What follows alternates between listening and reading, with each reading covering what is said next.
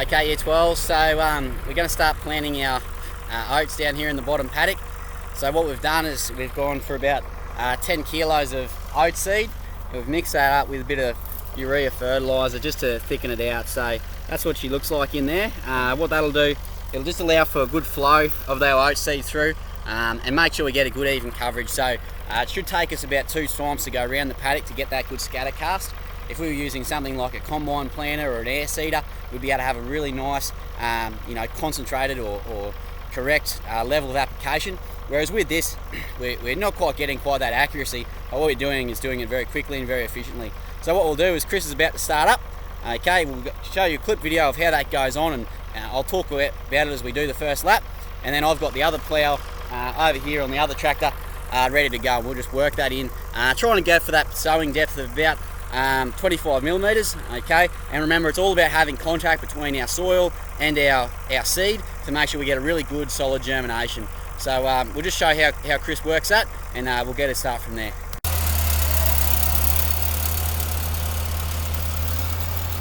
Okay, so as you can see, we've got the tractor going there now, getting a really good spread of that fertiliser and seed.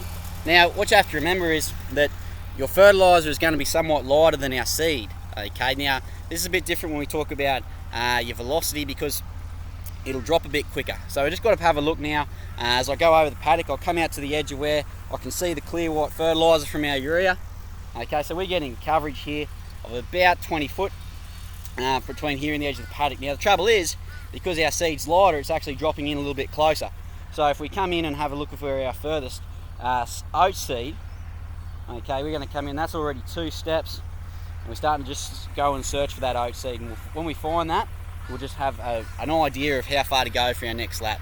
So it's not an overly complicated system, but we just got to make sure we're not missing any to make sure we're getting a good full seeding there.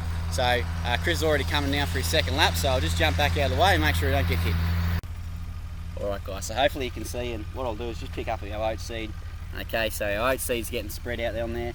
We've got a couple, and sort of remember, we're going about half thickness here, because we're going to go over it a couple of times. So it's all about just trying to get that really good cover and make sure you're getting the fertiliser on and the seed on across the entire paddock, not just doing one section heavy and one section really hard. So Chris will just keep going round and round and make sure that he's getting all of those sections, and then he'll work from the inside back out, and we'll just go until we've used the correct amount of seed for the paddock, and hopefully then we've got a good even coverage of the appropriate seed. Now the trick will be is not to bury our seed too deep. So we've still got those same sweeps on that we talked about in our last video, and what that means is we've got to be very careful that we don't dig in and take too much of this nice loose dirt we've got on top and cover it over. We still also need to make sure we've got an appropriate amount of contact. So other things that you can do with our planting might be, if we were to have a roller to go on behind, what that'd do is actually reseal or put the seal back down on top of that soil and keep the moisture in, but we're not going to use that. Hopefully, they're predicting rain later in the week, so we're using that idea of the weather, the timing of the year, to make sure we're getting an appropriate planting.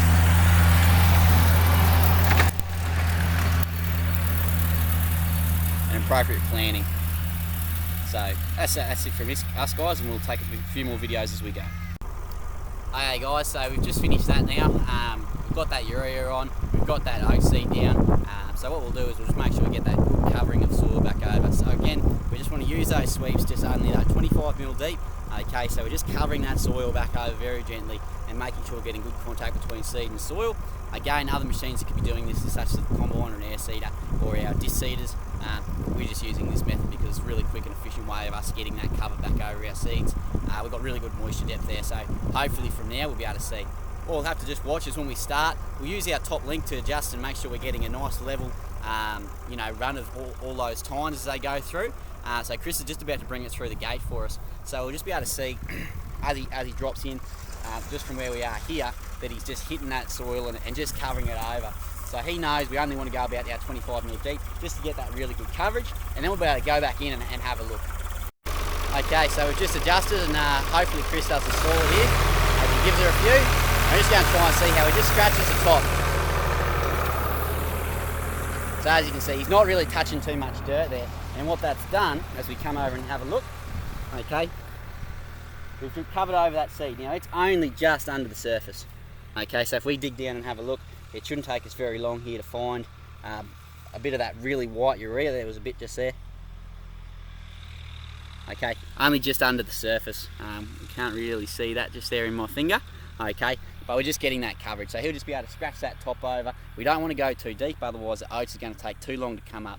The quicker we can get it up and away, it's away from the weeds, and we'll be able to irrigate this paddock and make sure that we're getting as much tillage, as much thickness, and a really good high vigour crop out of it. The more vigour we've got, the faster the oats is, the cleaner the crop will be, the better feed value we'll get for the cattle that we're going to graze on it. And then hopefully, because the point of this is to then get organic matter down on the soil, so that means that when we plant our grass later in the year, we'll get a really good growth of grass there. So it's all about looking to that end goal and working back starting from today.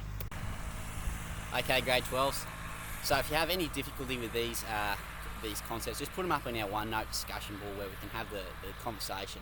So it's really important for you guys especially to understand how we've put that seed into the ground, okay, what our propagation technique is, okay, for our oats, especially down here in this trial.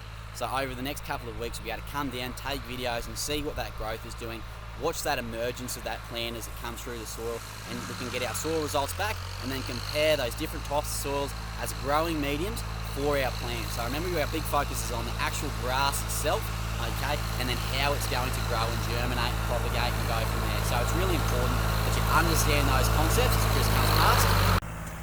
So please make sure you're asking those questions and getting it out in that discussion board, even though we are working from isolation. But hopefully this is something that is interesting and covering up that seed and making sure we're getting a crop to grow from here. It just really is the most important part of what we're doing here as part of the plant production unit, and hopefully you all understand that. Thanks guys.